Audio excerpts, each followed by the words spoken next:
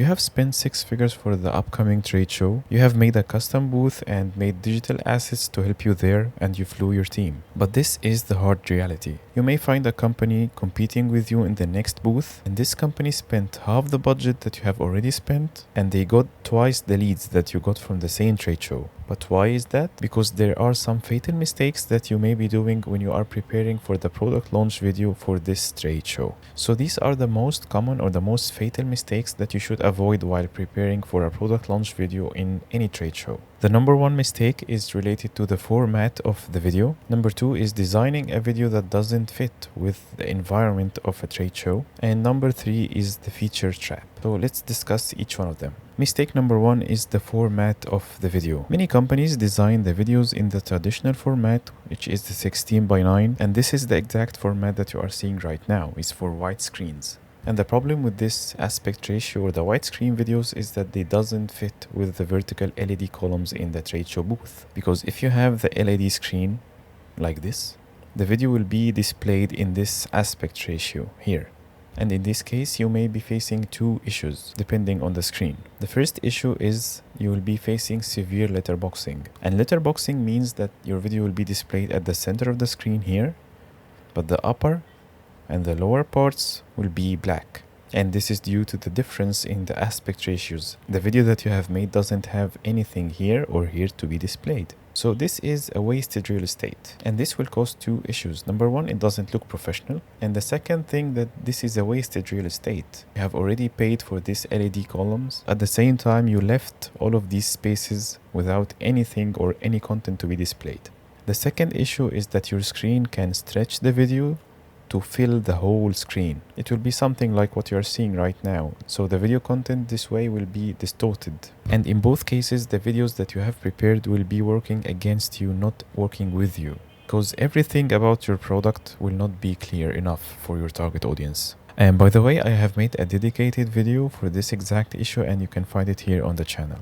The second mistake is that the video isn't built for the trade show environment. It's built for the wrong room. Designing a video for a noisy trade show floor is completely different from designing a video for a website or social media ad. For the website style video, the video is produced for a quiet office or a quiet environment. So here you will be depending on sound effects or voiceovers to tell your story. On the other side, we have a noisy trade show floor, so you can't use the exact same criteria. Here, you should completely ignore any audio, and you will be depending on big and bold text. And the first 3 seconds of this video is the most important to capture people's attention. So for website videos, you will be depending on audio and visuals. But here for trade show videos, you will be depending on text and visuals. So big and bold text plus visuals should do the heavy lifting for you.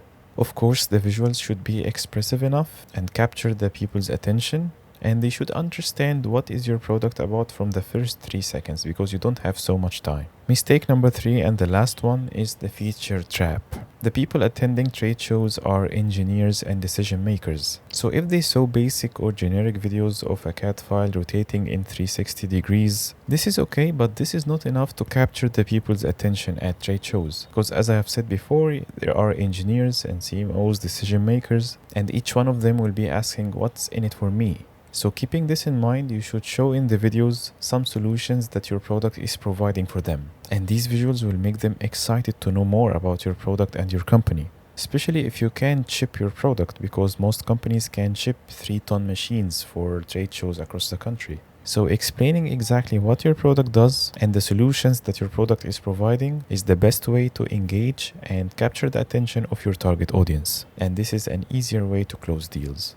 And this brings us to the most important part of this video. Most B2B companies preparing for a trade show, they make one video and expect that this video can perform well in the looping videos for the screens of the booth, and expect that the same video can perform well if they have a sales pitch, if a lead is approaching their booth and excited to know more about the product. And at the same time, this video should work well if they are following up with this lead after the trade show. And why is this considered a problem? Because these are 3 different stages. Each stage needs a specific type of video. You can't expect that one video can perform well in all of these stages. You should look at videos for each stage as a sales funnel.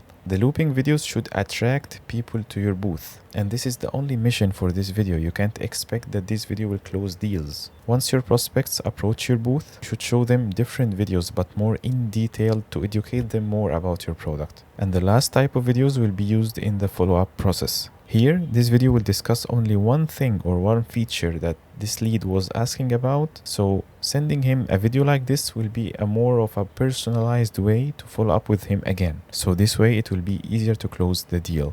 And this is exactly what we do at Dr. VFX. We replace that single overworked video with a visual asset ecosystem. We built a dedicated library of video assets for each stage of a trade show, and at the same time it's built for the noisy trade show floor. You can get highly engaging looping videos for the LED screens, and these videos will attract people to your booth, and once they approach your booth, we'll be providing you with a more detailed video about the product and what it does. And we can make very short clips for a specific feature for the personalized follow-up. So this way, if you can ship your heavy machine or heavy product for the trade show, the prospects will not find any difference because they can see every aspect of the product and what it does. And if this is your case and you can ship the heavy machine or the product for the next trade show, I highly recommend that you watch this video here because it will educate you more about this topic. And if you have an upcoming trade show in the next 90 days, feel free to book a visual strategy session with me from the link in the description below, and we can plan for the videos that you will need in this trade show.